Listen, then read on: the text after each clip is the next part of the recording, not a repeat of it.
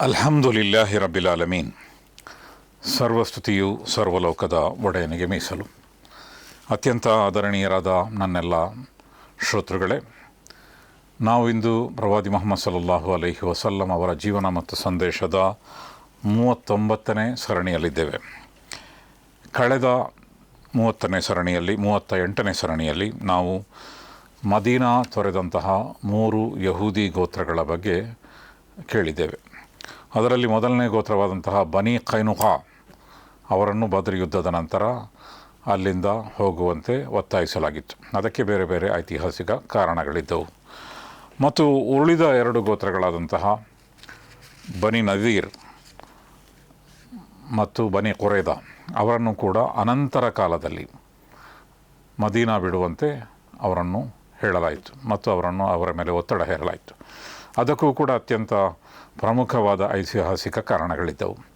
ಏಕೆಂದರೆ ಅವರು ಮದೀನಾದ ಮೀಸಾಕ್ ಮದೀನಾ ಎಂಬ ಯಾವ ಒಪ್ಪಂದವನ್ನು ಮಾಡಲಾಗಿತ್ತೋ ಅದರ ಸ್ಪಷ್ಟ ಉಲ್ಲಂಘನೆಯನ್ನು ಮಾಡಿದ್ದರು ಮತ್ತು ಆ ಕಾರಣಕ್ಕಾಗಿ ಅವರನ್ನು ಮದೀನಾದಿಂದ ಹೊರ ಹೋಗುವಂತೆ ಒತ್ತಾಯಿಸಲಾಯಿತು. ಅದರ ಬಗ್ಗೆ ಅದು ಬೇರೆ ಸಂದರ್ಭದಲ್ಲಿ ಸಂಭವಿಸಿದಂತಹ ಘಟನೆ, ಬದ್ರ್ ಯುದ್ಧದ ತಕ್ಷಣ ಸಂಭವಿಸಿದಂತಹ ಘಟನೆ ಆಗಿರಲಿಲ್ಲ, ಬನಿ ಕುರೈದ ಮತ್ತು ಬನಿ ನಜೀರ್ನ ಘಟನೆ. ಆದರೂ ಕೂಡ ಅದು ಸಮಾನ ರೀತಿಯ ಘಟನೆಗಳಾದ್ದರಿಂದ ನಾವು ಹಿಂದಿನ ಸಂಚಿಕೆಯಲ್ಲಿ ಅದರ ಬಗ್ಗೆ ಪ್ರಸ್ತಾವಿಸಿದ್ದೇವೆ. ಇನ್ನು ಒಂದು ವಿಷಯ ನಾವು ಈ ಸಂದರ್ಭದಲ್ಲಿ ನೆನಪಿಸಬೇಕಾದ್ದು ಯಾವುದು ಅಂತ ಹೇಳಿದರೆ, 1948ರಲ್ಲಿ ಒಂದು ಯಹೂದಿ ರಾಷ್ಟ್ರ ಸ್ಥಾಪನೆಯಾಯಿತು, ಇಸ್ರೇಲ್ ಎಂಬ ರಾಷ್ಟ್ರ. ಅದು ನಮಗೆ ಎಲ್ಲರಿಗೂ ಗೊತ್ತಿದೆ. ಮತ್ತು ಅನಂತರ ಸಾಮಾನ್ಯವಾಗಿ ಅದರ ಹತ್ತಿರ ಮುಸ್ಲಿಂ ರಾಷ್ಟ್ರಗಳು ಇರುವುದರಿಂದ ಮತ್ತು ಒಂದು ಮುಸ್ಲಿಂ ರಾಷ್ಟ್ರದ ಮೇಲೆ ಆಕ್ರಮಣ ಮಾಡಿ ಅವರು ಆ ರಾಷ್ಟ್ರವನ್ನು ಒಂದು ವಸಾಹತುಶಾಹಿ ರಾಷ್ಟ್ರವನ್ನಾಗಿ ಮಾಡಿರುವುದರಿಂದ ಎಲ್ಲರಿಗೂ ಅದರ ಬಗ್ಗೆ ಗೊತ್ತಿದೆ. ಮತ್ತು ಲೋಕದಿಂದ ವಸಾಹತುಶಾಹಿತ್ವ, ಕೊಲೋನಿಯಲಿಸಮ್ ಕೊನೆಗೊಳ್ಳುತ್ತಿದ್ದಂತಹ ಸಂದರ್ಭದಲ್ಲಿ ಉಂಟಾದಂತಹ ಒಂದು ವಸಾಹತು ಅದು, ಅಂತಹ ಒಂದು ಕಾಲನಿ ಅದು. ಆದ್ದರಿಂದ ಅನಂತರದ ವಿದ್ಯಮಾನಗಳೇ ಬೇರೆ. ಸಾಮಾನ್ಯವಾಗಿ ಮುಸ್ಲಿಮರು ಮತ್ತು ಕ್ರೈಸ್ತರ ನಡುವೆ ಒಂದು ರೀತಿಯ ಪ್ರಕ್ಷುಬ್ಧತೆ ಇದೆ ಎನ್ನುವ ರೀತಿಯಲ್ಲಿ ಸಾಮಾನ್ಯವಾಗಿ ವಾತಾವರಣ ಮತ್ತು ವಿದ್ಯಮಾನಗಳು ನಮಗೆ ಬಿತ್ತರಿಸುತ್ತವೆ.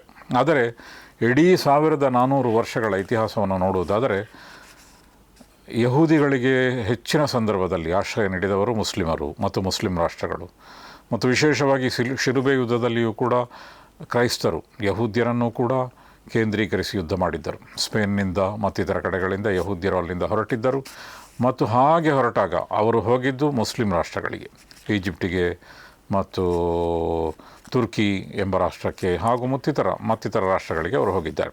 ಆದ್ದರಿಂದ ಯಹೂದಿಗಳು ಮತ್ತು ಮುಸ್ಲಿಮರ ನಡುವೆ ಅಂತಹ ವೈರತ್ವ ಹಿಂದಿನ ಕಾಲದಲ್ಲಿ ಕಾಣುವುದಿಲ್ಲ. ಅದು ಅಲ್ಲಿ ಮುಸ್ಲಿಮರು ಮತ್ತು ಯಹೂದಿಗಳು ಬಹಳ ಒಂದು ರೀತಿಯ ಹೊಂದಾಣಿಕೆಯಿಂದ ಬದುಕಿರುವಂತಹ ಚರಿತ್ರೆ ನಮಗೆ 1400 ವರ್ಷಗಳ ಇತಿಹಾಸ ಹೇಳಿಕೊಡುತ್ತದೆ. ಆದರೆ 1948ರ ಇತಿಹಾಸವೇ 48ರ ನಂತರದ ಇತಿಹಾಸ ಸ್ವಲ್ಪ ಭಿನ್ನವಾದ್ದು. ಆ ಕಾರಣದಿಂದ ನಾವು ಯಾವಾಗಲೂ ಕೂಡ ಈ ಐತಿಹಾಸಿಕ ಘಟನೆಗಳನ್ನು ಪ್ರಸ್ತಾವಿಸುವಾಗ ಇದು ಕ್ರೈಸ್ತರು ಮತ್ತು ಯಹೂದಿಗಳು ಮತ್ತು ಮುಸ್ಲಿಮರ ನಡುವೆ ಸದಾ ಇದ್ದಂತಹ ವೈರತ್ವ ಎಂದು ಭಾವಿಸಬಾರದು. ಏಕೆಂದರೆ ಮುಸ್ಲಿಮರು ಸದಾ ಯಹೂದ್ಯರಿಗೆ ಬೇರೆ ಬೇರೆ ಸಂದರ್ಭಗಳಲ್ಲಿ ಆಶ್ರಯ ಮಾತ್ರ ಕೊಟ್ಟದ್ದಲ್ಲ, ಬದಲಾಗಿ ಅವರು ಬೆಳೆಯುವಂತೆ ಒಂದು ಒಳ್ಳೆಯ ವಾತಾವರಣವನ್ನು ಕೂಡ ಸೃಷ್ಟಿಸಿದ್ದಾರೆ. ಉದಾಹರಣೆಗೆ ಬಗ್ದಾದ್ ಮತ್ತು ಕಾರ್ಡೋವಾ ಎಂಬ 2 ಪ್ರದೇಶದಲ್ಲಿ ಮುಸ್ಲಿಮರ ಅತ್ಯಂತ ದೊಡ್ಡ ವಿಶ್ವಪ್ರಸಿದ್ಧವಾದಂತಹ ಯೂನಿವರ್ಸಿಟಿಗಳು ಇದ್ದಾಗ ಹೆಚ್ಚಿನ ಶಿಕ್ಷಕರು, ವಿದ್ಯಾರ್ಥಿಗಳು ಮತ್ತು ಬೇರೆ ಬೇರೆ ರಂಗದಲ್ಲಿ ಕೆಲಸ ಮಾಡ್ತಾ ಇದ್ದಂತಹ ವ್ಯಕ್ತಿಗಳು ಯಹೂದ್ಯರಾಗಿದ್ದರು ಮತ್ತು ಅವರು ವಿದ್ಯಾರಂಗಕ್ಕೆ ದೊಡ್ಡ ಸೇವೆ ಮಾಡುವಂತೆ ಅವಕಾಶ ಕಲ್ಪಿಸಿದಂತಹ ವ್ಯಕ್ತಿಗಳು ಮುಸ್ಲಿಮರಾಗಿದ್ದರು. ಆದ್ದರಿಂದ ಈ ಹಿನ್ನೆಲೆಯಲ್ಲಿ ನಾವು ಯಹೂದಿ ಚರಿತ್ರೆಯನ್ನು ಅರ್ಥ ಮಾಡಿಕೊಳ್ಳಬೇಕಾದಂತಹ ಅಗತ್ಯ ಇದೆ. ಇನ್ನು ಬದರ್ ಮತ್ತು ಉಹದ್ನ ನಡುವೆ ಅನೇಕ ಸಣ್ಣ ಪುಟ್ಟ ಸಂಘರ್ಷಗಳು ನಡೆಯಿತು. ಅದರಲ್ಲಿ ಒಂದು ಸಂಘರ್ಷ ಯಾವುದು ಅಂತ ಹೇಳಿದರೆ ಸವೀಕ್ ಸಂಘರ್ಷ ಎಂದು ಕರೆಯುತ್ತಾರೆ. ಸವೀಕ್ ಅಂತ ಹೇಳಿದರೆ ಹಿಟ್ಟು, ಗೋಧಿ, ಜೋಳ ಮತ್ತು ಬಾರ್ಲಿ ಇತ್ಯಾದಿಗಳ ಹಿಟ್ಟಿಗೆ ಸವೀಕ್ ಅಂತ ಹೇಳುತ್ತಾರೆ. ಅಬು ಸುಫಿಯಾನ್ನ ನೇತೃತ್ವದಲ್ಲಿ ಸುಮಾರು 200 ಮಂದಿ ಮದೀನಾವನ್ನು ಪ್ರವೇಶಿಸಿದರು ಮತ್ತು ಅಲ್ಲಿ ಸಂಘರ್ಷ ನಡೆಸಿದರು. ಮುಸ್ಲಿಮರಿಗೆ ಬಿಸಿ ಮುಟ್ಟಿಸಬೇಕು ಎಂಬುದು ಅದರ ಉದ್ದೇಶವಾಗಿತ್ತು.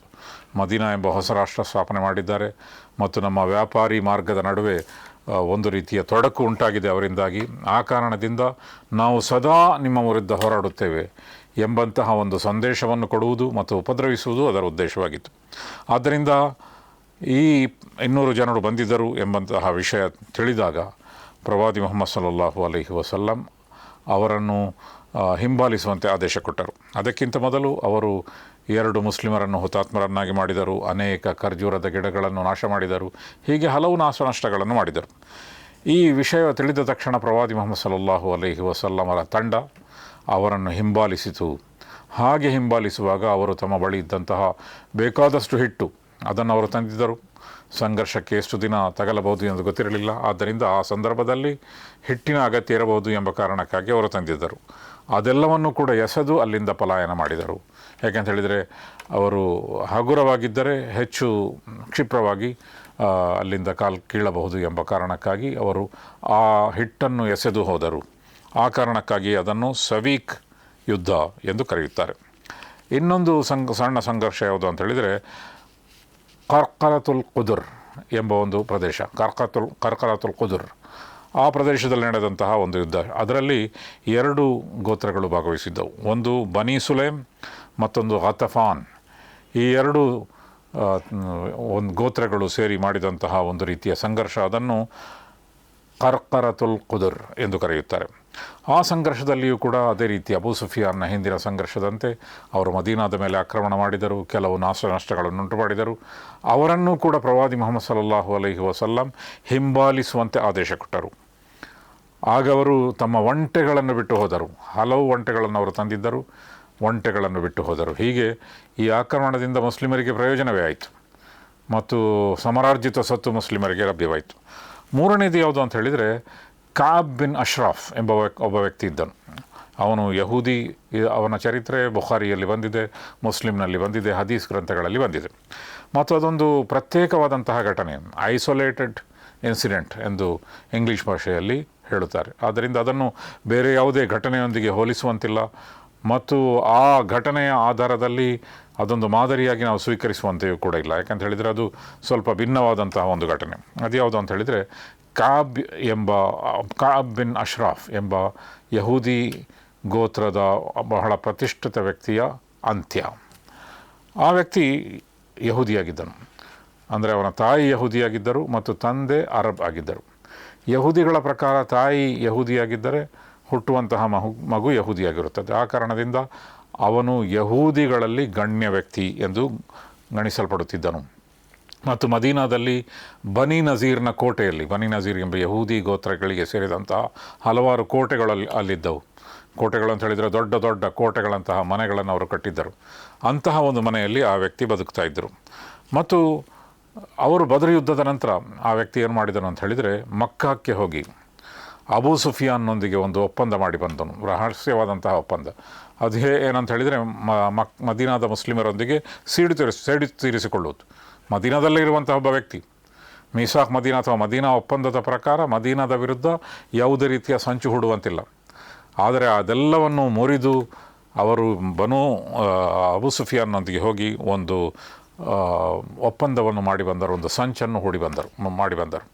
ಅದು ಏನು ಎಂಬುದು ಗೊತ್ತಿರಲಿಲ್ಲ. ಆದರೆ ಆ ವ್ಯಕ್ತಿ ಮಕ್ಕಾಕ್ಕೆ ಹೋದದ್ದು ಮತ್ತು ಅನೇಕ ಜನರನ್ನು ಭೇಟಿಯಾದದ್ದು ಮತ್ತು ಅಬೂ ಸುಫಿಯಾನ್ ಅಲ್ಲಿನ ಅತ್ಯಂತ ದೊಡ್ಡ ನಾಯಕ ಅವರನ್ನು ಭೇಟಿಯಾದ ವಿಷಯ ಮತ್ತು ಒಂದು ಸಂಚು ಹೂಡಿ ಯಾವುದೋ ಒಂದು ಕಾರ್ಯಕ್ರಮಕ್ಕೆ ಮತ್ತು ಯಾವುದೋ ಒಂದು ಸಂಘರ್ಷಕ್ಕೆ ಸಿದ್ಧತೆ ನಡೆಸಿದ್ದರ ಬಗ್ಗೆ ಚರಿತ್ರೆಯಲ್ಲಿ ವರದಿಯಾಗುತ್ತದೆ. ಇದು ಒಂದು ರೀತಿಯಲ್ಲಿ ಯುದ್ಧ ಆಹ್ವಾನವಾಗಿತ್ತು. ಮತ್ತು ಅದೇ ರೀತಿಯಲ್ಲಿ ಅವನು ದೊಡ್ಡ ಕವಿಯಾಗಿದ್ದನು, ಬಹಳ ಪ್ರಸಿದ್ಧ ಕವಿ ಕೂಡ ಆಗಿದ್ದನು, ಪ್ರತಿಷ್ಠಿತ ವ್ಯಕ್ತಿಯಾಗಿದ್ದನು. ಅವನು ಕವನಗಳನ್ನು ಬರೆಯತೊಡಗಿದನು ಮತ್ತು ಆ ಕವನಗಳಲ್ಲಿ ಮಕ್ಕಾದ ಜನರನ್ನು ಬದರ್ ಯುದ್ಧದಲ್ಲಿ ಆಗಿರುವಂತಹ ದೊಡ್ಡ ಸೋಲು, ಅದರ ಸೇಡು ತೀರಿಸಿಕೊಳ್ಳುವಂತೆ ನಿರಂತರವಾಗಿ ಒತ್ತಾಯ ಮಾಡಿದನು. ಆದ್ದರಿಂದ ಅವನು ಮಾಡಿದಂತಹ ಇಂತಹ ಹಲವಾರು ಘಟನೆಗಳ ಬಗ್ಗೆ ಕುರ್ಆನ್ನಲ್ಲಿಯೂ ಕೂಡ ಪ್ರಸ್ತಾಪ ಬಂದಿದೆ. ಉದಾಹರಣೆಗೆ ಸೂರತು ನಿಸಾ ಇದರ 51ನೇ ವಾಕ್ಯದಲ್ಲಿ ಅಲ್ಲಾಹನು ಕೂಡ ಅದನ್ನು ಪ್ರಸ್ತಾವಿಸುತ್ತಾನೆ. ಪರೋಕ್ಷವಾಗಿ ಕಾಬ್ ಬಿನ್ ಅಶ್ರಾಫ್ನ ಹೆಸರೆತ್ತದೆ ಅವನ ಕರ್ಮಗಳನ್ನು ಅಲ್ಲಾಹನು ಪ್ರಸ್ತಾವಿಸುತ್ತಾನೆ.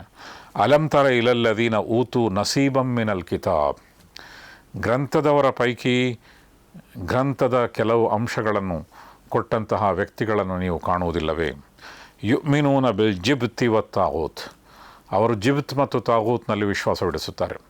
ಜಿಬ್ತ್ ಅಂತ ಹೇಳಿದರೆ ಮಾಟ ಮಂತ್ರಗಳು, ತಾಗೂತ್ ಅಂತ ಹೇಳಿದರೆ ದುಷ್ಟ ಶಕ್ತಿಗಳು, ಮತ್ತು ಅದರ ಮೇಲೆ ಅವರು ವಿಶ್ವಾಸವಿರಿಸುತ್ತಾರೆ. ವಯಕೂಲೂನ ಲಿಲ್ಲದೀನ ಕಫರು, ಮತ್ತು ಸತ್ಯ ನಿಷೇಧಿಗಳೊಂದಿಗೆ ಅವರು ಹೇಳುತ್ತಾನೆ, ಹಾವುಲಾಯಿ ಅಹ್ದಾ ಮಿನಲ್ಲದೀನ ಆಮನು ಸಬೀಲಾ, ಈ ವ್ಯಕ್ತಿಗಳು ವಿಶ್ವಾಸಿಗಳು ಎಂದು ಹೇಳುವ ಜನರಿಗೆ ಹೋಲಿಸಿದರೆ ಹೆಚ್ಚು ಸನ್ಮಾರ್ಗದಲ್ಲಿದ್ದಾರೆ.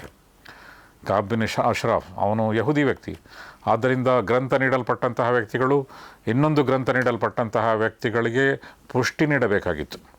ಮುಸ್ಲಿಮರು ಕೂಡ ಗ್ರಂಥ ನೀಡಲ್ಪಟ್ಟಂತಹ ಪ್ರವಾದಿ ಬಂದಂತಹ ಒಂದು ಜನಾಂಗ. ಅದಕ್ಕೆ ಪ್ರತಿಯಾಗಿ ಅವರ ಸಂಬಂಧ ಮುಸ್ಲಿಮೇತರರೊಂದಿಗೆ ಮತ್ತು ಗ್ರಂಥ ನೀಡಲ್ಪಡದಂತಹ ಸತ್ಯ ನಿಷೇಧಿಗಳೊಂದಿಗೆ, ಮಕ್ಕಾದ ಸತ್ಯ ನಿಷೇಧಿಗಳೊಂದಿಗೆ ಸಂಬಂಧವಿರಿಸಿಕೊಂಡಿದ್ದರು.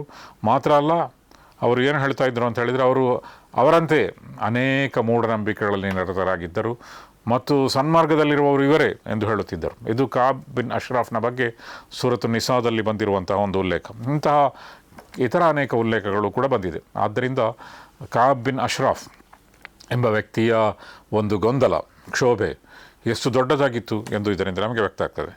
ಅಲ್ಲದೆ ಅವನು ಮುಸ್ಲಿಂ ಮಹಿಳೆಯರ ಬಗ್ಗೆ, ಅವರ ಬಗ್ಗೆಯೂ ಕೂಡ ಕವನ ಬರೆಯಲಿಕ್ಕೆ ಆರಂಭಿಸಿದನು. ಅವರ ಬಟ್ಟೆ ಮತ್ತು ಅವರ ಸೌಂದರ್ಯ ಮತ್ತು ಅವರನ್ನು ಹೇಗೆ ಭೋಗದ ವಸ್ತುವನ್ನಾಗಿ ಮಾಡಬಹುದು ಎಂಬ ಕವನಗಳನ್ನು ಬರೆದನು. ಇದು ಒಂದು ರೀತಿಯಲ್ಲಿ ದೊಡ್ಡ ಪ್ರಚೋದನೆಯಾಗಿತ್ತು. ಹೀಗೆ ಇದೆಲ್ಲವನ್ನು ಕಂಡಾಗ ಪ್ರವಾದಿ ಮುಹಮ್ಮದ್ ಸಲ್ಲಲ್ಲಾಹು ಅಲೈಹಿ ವಸಲ್ಲಂ ಒಬ್ಬ ವ್ಯಕ್ತಿಯಾಗಿದ್ದರೂ ಕೂಡ ಒಂದು ದೊಡ್ಡ ಯುದ್ಧಕ್ಕೆ ಕರೆ ಕೊಟ್ಟಂತೆ, ದೊಡ್ಡ ಗೊಂದಲವನ್ನು ಸೃಷ್ಟಿ ಮಾಡುವಂತಹ, ಕ್ಷೋಭೆಯನ್ನು ಸೃಷ್ಟಿ ಮಾಡುವಂತಹ ವ್ಯಕ್ತಿ. ಆದ್ದರಿಂದ ಪ್ರವಾದಿ ಮುಹಮ್ಮದ್ ಸಲ್ಲಲ್ಲಾಹು ಅಲೈಹಿ ವಸಲ್ಲಂ ಅವರು ಒಂದು ಕರೆ ಕೊಟ್ಟರು, ಯಾರು ಈತನ ಕಥೆಯನ್ನು ಮುಗಿಸುತ್ತಾರೆ, ಯಾರು ಈತನನ್ನು ಕೊನೆಗೊಳಿಸುತ್ತಾರೆ. ಆಗ ಅದಕ್ಕೆ ಇಬ್ನ್ ಮಸ್ಲಮ ಎಂಬ ವ್ಯಕ್ತಿ, ಮೊಹಮ್ಮದ್ ಇಬ್ನ್ ಮಸ್ಲಮ ಎಂಬ ವ್ಯಕ್ತಿ ಅದಕ್ಕೆ ಸಿದ್ಧರಾದರು ಮತ್ತು ಆ ವ್ಯಕ್ತಿಯನ್ನು ಮುಗಿಸಿಬಿಡುವಂತಹ ಪಣ ತೊಟ್ಟರು. ಅದೇ ರೀತಿ ಅವರು ತನ್ನ ಇತರ ಮಿತ್ರರನ್ನು ಕೂಡ ಅವರೊಂದಿಗೆ ಸೇರಿಸಿಕೊಂಡರು. ಮತ್ತು ಕಾಬ್ ಬಿನ್ ಅಶ್ರಫ್ ಆಗಿನ ಕಾಲದ ಎಲ್ಲ ಯಹೂದ್ಯರಂತೆ ಬಡ್ಡಿಗೆ ಸಾಲ ಕೊಡ್ತಾಯಿದ್ರು. ಆದ್ದರಿಂದ ಸಾಲ ಕೇಳಲಿಕ್ಕೆ ಹೋದರು ಅವರು, ನಮಗೆ ಸಾಲ ಬೇಕಾಗಿತ್ತು, ಆದ್ದರಿಂದ ನೀವು ಸಾಲ ಕೊಡಲಿಕ್ಕೆ ಸಿದ್ಧರಿದ್ದೀರೋ? ಅವನು ಹೇಳಿದನು, ಸಾಲ ಕೊಡ್ಬೋದು, ಆದರೆ ನೀವು ಅಡವಾಗಿ ಏನನ್ನು ಇಡ್ತೀರಿ? ಮೊದಲು ಅವನು ಹೇಳಿದನು, ನಿಮ್ಮ ಪತ್ನಿಯನ್ನೇ ಅಡವಾಗಿಡಿ ಅಥವಾ ನಿಮ್ಮ ಮಕ್ಕಳನ್ನು ಅಡವಿನ ರೂಪದಲ್ಲಿಡಿ ಎಂದು ಕಾಬ್ ಬಿನ್ ಅಶ್ರಫ್ ಇವರೊಡನೆ ಹೇಳಿದನು. ಯಾಕೆಂತೇಳಿದರೆ ಅವರನ್ನು ಕೊಂಡೋಗಲಿಕ್ಕೆ ಅವರು ಬಂದೇ ಬರ್ತಾರೆ. ಆಗ ಅವರು ಹೇಳಿದರು, ಮೊಹಮ್ಮದ್ ಇಬ್ನ್ ಮಸ್ಲಮ ಹೇಳಿದ್ದೇನೆ ಅಂತ ಹೇಳಿದರೆ, ನಾವು ಶಸ್ತ್ರಾಸ್ತ್ರಗಳನ್ನು ಇಟ್ಟರೆ ಹೇಗೆ? ಯಾಕೆಂತೇಳಿದರೆ ಇದು ಯುದ್ಧದ ಸಮಯ. ಈ ಯುದ್ಧದ ಸಂದರ್ಭದಲ್ಲಿ ಶಸ್ತ್ರಾಸ್ತ್ರಗಳ ಎಷ್ಟು ಅವಶ್ಯಕತೆ ಇದೆ ಎಂದು ನಮಗೆ ಗೊತ್ತೇ ಇದೆ. ಆದ್ದರಿಂದ ನಾವು ಶಸ್ತ್ರಾಸ್ತ್ರಗಳನ್ನು ಬೇಕಾದರೆ ಅಡವಿಡುತ್ತೇವೆ ಎಂದು ಇದಕ್ಕೆ ಅವರು ಒಪ್ಪಿಗೆ ಸೂಚಿಸಿದರು. ಮತ್ತು ಒಂದು ದಿನ 3 ಜನ, ಮೊಹಮ್ಮದ್ ಬಿನ್ ಮಸ್ಲಮ ಮತ್ತು ಅವರ ಇತರ ಸಹಚರರು, ಅವರಲ್ಲಿ ಒಬ್ಬರು ಕಾಬ್ ಬಿನ್ ಅಶ್ರಾಫ್ನ ಸೋದರ ಸಂಬಂಧಿ ಕೂಡ ಆಗಿದ್ದ. ಆದ್ದರಿಂದ ಅವರೆಲ್ಲರೂ ಕೂಡ ಹೋದರು. ಅವನು ಕೋಟೆಯಲ್ಲಿ ವಾಸಿಸ್ತಾ ಇದ್ದನು. ಬನಿ ನಜರ್ನ ಕೋಟೆಯ ಮನೆಗೆ ಹೋದರು ಮತ್ತು ಅವನೊಂದಿರನೆ ಈ ಸಾಲದ ಬಗ್ಗೆ ಮಾತಾಡಲಿಕ್ಕೆ ಅವರು ಹೋಗಿದ್ದರು. ಆಗ ಅವನು ಕೆಳಗೆ ಬಂದಾಗ ಅವನನ್ನು ವಧಿಸಿಬಿಟ್ಟರು. ಮನೆಯ ಮೇಲ್ಛಾವಣಿಯಲ್ಲಿ ಅವನಿದ್ದನು ಮತ್ತು ಮೇಲಂತಸ್ತಿನಲ್ಲಿದ್ದನು. ಅಲ್ಲಿಂದ ಅವನನ್ನು ಕೆಳಗೆ ಇಳಿದಾಗ ಅವನನ್ನು ಹಿಡಿದು ಸಂದರ್ಭ ನೋಡಿ ಮುಗಿಸಿಬಿಟ್ಟರು. ಆದ್ದರಿಂದ ಇದು ಒಂದು ಪ್ರತ್ಯೇಕ ಘಟನೆ ಎಂದು ವಿಶೇಷವಾಗಿ ನಾನು ಹೇಳಿದ್ದೇನೆ. ಯಾಕೆಂತೇಳಿದರೆ ಅಂತಹ ಸಂದರ್ಭ, ಅಂತಹ ವ್ಯಕ್ತಿ, ಆ ಹಿನ್ನೆಲೆ, ಎಲ್ಲದರ ಹಿನ್ನೆಲೆಯಲ್ಲಿ ನಡೆದಂತಹ ಒಬ್ಬ ವ್ಯಕ್ತಿ, ಒಂದು ಘಟನೆ ಇದು. ಆ ಕಾರಣದಿಂದ ಈ ಕಾಲಕ್ಕೆ ಅದನ್ನು ಹೋಲಿಸುವಂತಿಲ್ಲ, ಈ ಕಾಲದಲ್ಲಿ ಅಂತಹ ಮಾದರಿ ಎಂದು ಹೇಳಿ ಅದನ್ನು ಸ್ವೀಕರಿಸುವಂತಿಲ್ಲ. ಯಾಕೆಂತೇಳಿದರೆ ಅದು ವಿಭಿನ್ನವಾದಂತಹ ಘಟನೆ. ಆದರೆ ಹದೀಸ್ ಗ್ರಂಥಗಳಲ್ಲಿ ಈ ಘಟನೆಯ ಬಗ್ಗೆ ಪ್ರಸ್ತಾಪ ಬಂದಿದೆ. ಆದ್ದರಿಂದ ಇದಕ್ಕೆ ಕಾರಣ ಏನು ಅಂತ ಹೇಳಿದರೆ, ಕಾಬ್ ಬಿನ್ ಅಶ್ರಾಫ್ ಒಬ್ಬ ವ್ಯಕ್ತಿಯಾಗಿದ್ದರೂ ಕೂಡ ಒಂದು ದೊಡ್ಡ ಯುದ್ಧ ಸಿದ್ಧತೆಯ ಕೆಲಸಗಳನ್ನು ಮಾಡಿದ್ದನು ಮತ್ತು ಮೋಸ ಹಾಗೂ ಕುಹಕ ಹಾಗೂ ವಂಚನೆಯ ಕೆಲಸವನ್ನು ಮಾಡಿದ್ದನು. ಮತ್ತು ಆ ಕಾಲದ ಯುದ್ಧ ನೀತಿಯಲ್ಲಿ ಇಂತಹ ವ್ಯಕ್ತಿಗಳನ್ನು ಈ ರೀತಿ ಕೊಲ್ಲಬಹುದಾಗಿತ್ತು. ಈ ಕಾಲದಲ್ಲಿಯೂ ಕೂಡ ಕೊಲ್ಲಲಾಗುತ್ತಿದೆ. ಉದಾಹರಣೆಗೆ ನೀವು ನೋಡುವುದಾದರೆ, ಶತ್ರು ದೇಶದ ಯಾವುದಾದರೂ ದೊಡ್ಡ ನೇತಾರನನ್ನು ಇತ್ತೀಚೆಗೆ ನಡೆದಂತಹ ವಿದ್ಯಮಾನದಲ್ಲಿಯೂ ಕೂಡ ನೀವು ಕಂಡಿದ್ದೀರಿ. ಶತ್ರು ದೇಶ ಎಂದು ಒಂದು ದೇಶ ಯಾವುದನ್ನು ಪರಿಗಣಿಸುತ್ತದೋ ಆ ದೇಶದ ದೊಡ್ಡ ದೊಡ್ಡ ನೇತಾರರನ್ನು ಕೊಂದು ಹಾಕಲಾಗ್ತದೆ. ದೊಡ್ಡ ದೊಡ್ಡ ನೇತಾರರ ಮೇಲೆ ಬಾಂಬು ಹಾಕಲಾಗ್ತದೆ, ಡ್ರೋನ್ ದಾಳಿ ಮಾಡಲಾಗ್ತದೆ, ಇತ್ಯಾದಿ ದಾಳಿಗಳ ಮೂಲಕ ಕೊನೆಗೊಳಿಸಲಾಗ್ತದೆ. ಮತ್ತು ಈ ಕಾಲದಲ್ಲಿಯೂ ಕೂಡ ಅದನ್ನು ಯುದ್ಧ ನೀತಿ ಎಂದು ಪರಿಗಣಿಸಲಾಗುತ್ತದೆ. ಮತ್ತು ಆ ಕಾಲದಲ್ಲಿ ಇದನ್ನು ಯುದ್ಧ ನೀತಿ ಎಂದು ಪರಿಗಣಿಸಲಾಗುತ್ತಿತ್ತು. ಒಬ್ಬ ವ್ಯಕ್ತಿ ಸಮಾಜದಲ್ಲಿ ದೊಡ್ಡ ಗೊಂದಲವನ್ನು ಸೃಷ್ಟಿ ಮಾಡಿದರೆ ಆ ವ್ಯಕ್ತಿಯ ಕತೆ ಮುಗಿಸಲಾಗುತ್ತಿತ್ತು. ಇದೇ ಯುದ್ಧ ನೀತಿಯನ್ನು ಅನುಸರಿಸುತ್ತಾ ಕಾಬ್ ಬಿನ್ ಅಶ್ರಾಫ್ನನ್ನು ಕೂಡ ಮುಗಿಸಲಾಯಿತು. ಆದರೆ ಇಂತಹ ವಿಶೇಷ ಸಂದರ್ಭ ಅದನ್ನೊಂದು ಪ್ರತ್ಯೇಕವಾದಂತಹ ಘಟನೆ ಎಂದು ನಾವು ವ್ಯವಹರಿಸಬೇಕಾಗ್ತದೆ. ಇಂಗ್ಲೀಷ್ನಲ್ಲಿ ಐಸೋಲೇಟೆಡ್ ಇನ್ಸಿಡೆಂಟ್. ಆ ಪ್ರತ್ಯೇಕವಾದಂಥ ಘಟನೆ ಅಂತ ಹೇಳಿದರೆ ಇದರ ಹೋಲಿಕೆ, ಇದನ್ನು ಎಲ್ಲಿಯೂ ಕೂಡ ಹೋಲಿಸುವಂತಿಲ್ಲ. ಯಾಕೆಂತ ಹೇಳಿದರೆ ಈ ಘಟನೆಯನ್ನು ಅರ್ಥ ಮಾಡಿಕೊಳ್ಳಬೇಕಾದರೆ ಆ ಸಂದರ್ಭವನ್ನು ಅರ್ಥ ಮಾಡಿಕೊಳ್ಳಬೇಕು, ಆ ಹಿನ್ನೆಲೆಯನ್ನು ಅರ್ಥ ಮಾಡಿಕೊಳ್ಳಬೇಕು. ಕಾಬ್ ಬಿನ್ ಅಶ್ರಾಫ್ ಎಂಬ ಒಬ್ಬ ವ್ಯಕ್ತಿ ಸೃಷ್ಟಿಸಿದಂತಹ ದೊಡ್ಡ ಗೊಂದಲ, ಕ್ಷೋಭೆ, ಅದು ಅರ್ಥ ಮಾಡಿಕೊಳ್ಳಬೇಕು. ಅದೇ ರೀತಿಯಲ್ಲಿ ಮದೀನಾದಲ್ಲಿ ಪ್ರವಾದಿ ಮೊಹಮ್ಮದ್ ಸಲ್ಲಲ್ಲಾಹು ಅಲೈಹಿ ವಸಲ್ಲಂ ಅವರು ಮಾಡಿದಂತಹ ಮೀಸಾಕ್ ಮದೀನಾದ ಒಪ್ಪಂದ, ಅದರ ಪ್ರಕಾರ ಮದೀನಾದರ ಒಳಗೆ ಎದ್ದುಕೊಂಡೇ ಸಂಚು ನಡೆಸುವಂತಿರಲಿಲ್ಲ. ಹಾಗೆ ಸಂಚು ನಡೆಸುವುದು ಯುದ್ಧಕ್ಕೆ ಸಮಾನವಾಗಿತ್ತು. ಈ ಎಲ್ಲ ಹಿನ್ನೆಲೆಯಲ್ಲಿ ಅವನ ಕಥೆಯನ್ನು ಮುಗಿಸಲಾಯಿತು. ಆದ್ದರಿಂದ ಆ ಕಾಲದಲ್ಲಿ ಇದು ಯುದ್ಧದ ನೀತಿಯಲ್ಲಿ ಸೇರಿತ್ತು. ಮತ್ತು ಈ ಕಾಲದಲ್ಲಿಯೂ ನಾವು ನೋಡ್ತೇವೆ, ಕೆಲವೊಮ್ಮೆ ಒಂದು ದೇಶ ಶತ್ರು ದೇಶ ಎಂದು ಯಾವ ದೇಶವನ್ನು ಪರಿಗಣಿಸ್ತದೋ ಆ ದೇಶದ ಪ್ರಮುಖ ವ್ಯಕ್ತಿಗಳ ಮೇಲೆ ಮುಗಿಬೀಳ್ತದೆ, ಅವರ ಮೇಲೆ ಡ್ರೋನ್ ಇತ್ಯಾದಿಗಳ ಮೇಲೆ ಆಕ್ರಮಣ ಮಾಡಿ ಅಂತಹ ವ್ಯಕ್ತಿಗಳನ್ನೇ ಕೊಲ್ಲಲಾಗ್ತದೆ. ಅದರ ಉದಾಹರಣೆ ನಮ್ಮ ಇತ್ತೀಚಿನ ದಿನಗಳಲ್ಲೆಲ್ಲ ನಾವು ಕಂಡಿದ್ದೇವೆ. ಒಂದು ದೇಶ ಮತ್ತೊಂದು ದೇಶದ ದೊಡ್ಡ ನಾಯಕರನ್ನು ಕೊಲ್ಲುವುದನ್ನು ನಾವು ಕಂಡಿದ್ದೇವೆ ಮತ್ತು ಅದನ್ನು ಯುದ್ಧದ ಭಾಗ ಎಂದು ಭಾವಿಸಲಾಗ್ತದೆ. ಅಂತಹ ಒಂದು ಯುದ್ಧದ ಭಾಗ ಆಗಿತ್ತು ಆ ಕಾಲದಲ್ಲಿ, ಯುದ್ಧ ನೀತಿಯ ಒಂದು ಭಾಗವಾಗಿತ್ತು. ಆದ್ದರಿಂದ ಅದನ್ನು ಪ್ರತ್ಯೇಕವಾದಂತಹ ಒಂದು ಘಟನೆ, ಐಸೋಲೇಟೆಡ್ ಇನ್ಸಿಡೆಂಟ್ ಎಂದು ಒಂದು ಪರಿಗಣಿಸಬೇಕಾಗುತ್ತದೆ. ಮತ್ತು ಅದನ್ನು ಆಧರಿಸಿ ಅದರ ಅರ್ಧಂಬರ್ಧ ವಿವರಗಳೊಂದಿಗೆ ಇದರ ಆಧಾರದಲ್ಲಿ ನಾವು ಹೀಗೆ ಮಾಡಬಹುದು ಎಂಬಂತಹ ಒಂದು ತೀರ್ಮಾನ ಮಾಡುವಂತಿಲ್ಲ. ಒಟ್ಟಿನಲ್ಲಿ ಇದು ಎಲ್ಲವೂ ಕೂಡ ಬದ್ರ್ ಮತ್ತು ಉಹದ್ನ ನಡುವೆ ಸಂಭವಿಸಿದಂತಹ ಕೆಲವಾರು ಪ್ರಮುಖ ಘಟನೆಗಳಾಗಿವೆ. ಅನಂತರ ಹೇಗೆ ಇದೆಲ್ಲವೂ ಕೂಡ ಉಹದ್ ಯುದ್ಧದಲ್ಲಿ ಪರ್ಯವಸಾನಗೊಂಡಿತು ಎಂಬುದನ್ನು ನಾವು ನಮ್ಮ ಮುಂದಿನ ಸಂಚಿಕೆಯಲ್ಲಿ ಮತ್ತಷ್ಟು ತಿಳಿಯೋಣ. ಸರ್ವಸ್ತುತಿ ಸರ್ವಲೋಕದ ಒಡೆಯನಿಗೆ ಮೀಸಲು.